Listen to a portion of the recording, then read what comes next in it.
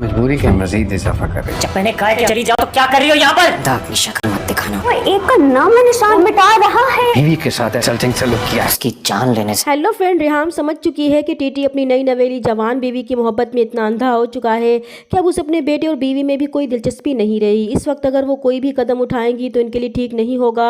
इसलिए उन्होंने मूसा को भी ये बात समझा दी थी कि अगर कोई भी रिश्ता कमज़ोर होकर टूटने के करीब पहुँच जाए तो उसे बचाने के लिए एक फरीक को झुकना ही पड़ता है। इसलिए मूसा भी सिर्फ अपनी माँ की खातिर अपने बाप से माफ़ी मांगने के लिए राज़ी हो जाता है। तो सिर्फ मासूमा अपने मंसूबे को तकमील तक पहुँचाने के लिए पूरी कोशिश कर रही है और इसमें वो काफ़ी हद तक कामयाब भी हो चुकी है।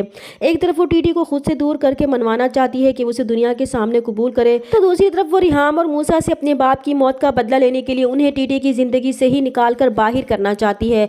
वो जानती है कि टीटी से उसकी नाराज़गी बर्दाश्त नहीं हो रही, इसलिए उसे मज़ीद तड़पाने के लिए वो फूल लेकर टीटी के ऑफिस पहुँच जाती है। तो तौकीर उसे देख कर खुश हो जाता है, लेकिन जब मासूमा उसे बताती है कि वो अपनी शराइत पर अब भी कायम है, वो सिर्फ उन्हें ये बताने आई है कि उसे जॉब मिल गई है।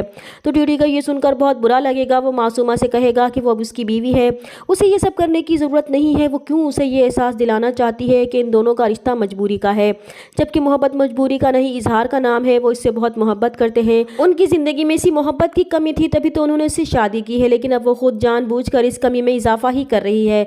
तब मासूमा टीटी को जवाब देगी कि इसकी मोहब्बत में अभी भी कोई कमी नहीं आई, लेकिन इसकी अपनी भी तो कोई इज़्ज़त नफ्स है। क्या उसे इतना भी हक नहीं है कि वो अपनी इज़्ज़त नफ्स का पास रख सके? फिर वो उन्हें कहेगी कि जिस दिन वो उसे सारी दुनिया के सामने कबूल कर लेंगे तब वो जैसा कहेंगे वो वैसा ही करेगी। और फिर वो जैसे ही ऑफिस से बाहर निकलेगी तो दूसरी तरफ मूसा, जो माफ़ी मांगने के ख्याल से अपने बाप के ऑफिस जाएगा, लेकिन मासूमा को देखते ही उसे आग लग जाती है। वो मासूमा से बदतमीज़ी भी करेगा और ये भी कहेगा कि जब उसने कहा था कि वो उनकी ज़िंदगी से चली जाए तो फिर वो क्या कर रही है यहाँ पर। अगर उसे अपने मरे हुए बाप की इज़्ज़त का ज़रा भी पास है तो आइंदा वो इधर का रुख भी नहीं करेगी। अगर वो दोबारा उसे यहाँ नजर आई तो अच्छा नहीं होगा। तो मासूमा पूरे ऑफिस के सामने अपनी इंसल्ट होने पर गुस्से से भरी घर वापस जाएगी। जब इस बात का इल्म टीटी को होगा कि मूसा ने मासूमा को बेइज्जत करके ऑफिस से निकाला है तो वो फ़ौरन मासूमा के घर जाएंगे। तब मासूमा उन्हें मूसा के खिलाफ भड़काएगी कि वो मजीद इसके बेटे के हाथों अपनी तजलील बर्दाश्त नहीं करेगी। वो जिस बीवी और बेटे की खातिर से कबूल करने से डर रहे हैं वही आज उनके एक फैसले को कबूल करने के लिए तैयार नहीं है। कल को उनका यही बेटा इनका नाम और निशान तक मिटा देगा। ये सब सुनकर तौकीर भी गुस्से में भरा अपने घर जाता है तो मूसा वही फाइल लेकर उनके पास आता है। तो वो बहुत गुस्से में मूसा से पूछते हैं कि इसने किसकी इजाज़त से इनकी बीवी के साथ ऐसा बुरा सलूक किया। तब मूसा जवाब देगा कि उस बुरे सलूक की बात कर रहे हैं, जबकि वो तो उसकी शक्ल तक भी देखना गवारा नहीं करता।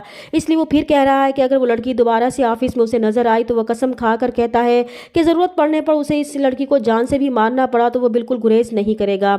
इसलिए बेहतर है कि ये बात वो खुद भी समझ ले और उसे भी समझा दे। इस तरह बिन बाप बेटे में सुलह के बजाय मामलात और भी बिगड़ जाएंगे। चैनल पर नए हैं तो प्लीज़ चैनल को सब्सक्राइब कर दें। मिलते हैं नेक्स्ट वीडियो में, तब तक के लिए अल्लाह हाफिज़।